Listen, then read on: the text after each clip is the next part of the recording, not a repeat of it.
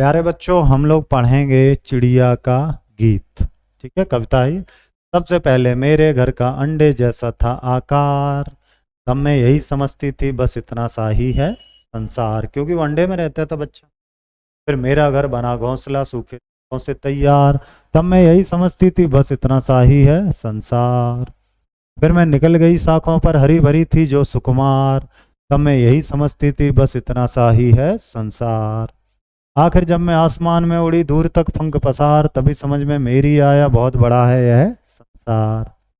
पंख फैलाने से ही पता चलता है कितना बड़ा। सबसे पहले चिड़िया का घर कैसा था? स्टार्टिंग में अंडे के जैसा। कैसा आप कहोगे? अंडे के जैसा। पेड़ की शाखाएं कैसी थी? हरी भरी। आसमान पंख पसार के उड़ने से संसार कैसा लगा? बहुत बड़ा। के आगे आते हैं, मिलान कर लेते हैं हम लोग। अंडे जैसा क्या? यह संसार। ठीक है, ये जैसा आकार करेंगे पहले। थे तिनकों से तैयार, थोड़ी दूर तक पंख पसार, हरी भरी थी जो सुकुमार, बहुत बड़ा है यह संसार। अब ठीक है, पर्यायवाची शब्द चलिए लिखते हैं। घर का पर्यायवाची तो गृह, भवन, शाखा मतलब है डाली,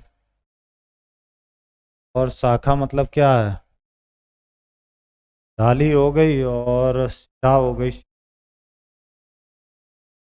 पंख मतलब क्या है? पंख जो फैलाते हैं वो। तो पर होते हैं, पर। पंख पर। संसार माने विश्व, दुनिया। आसमान माने आकाश, अंबर। क्या?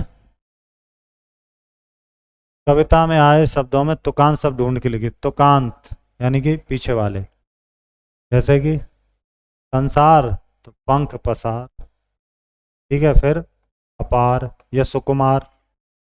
निम्नलिखित शब्दों के सामने सोच कर लिखिए, वे एक हैं या अनेक।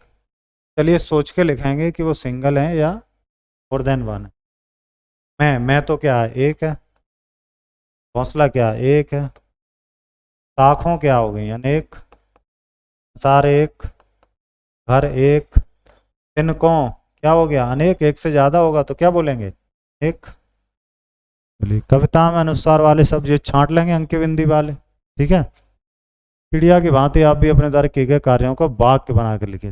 हाँ, चिड़िया घोंसले में रहती थी, चिड़िया की माँ भोजन लाके बच्चों को खिलाती थी, है ना। इस तरह से वाक्य आप बनाएंगे। मिलते हैं अगले अध्याय में। धन्यवाद।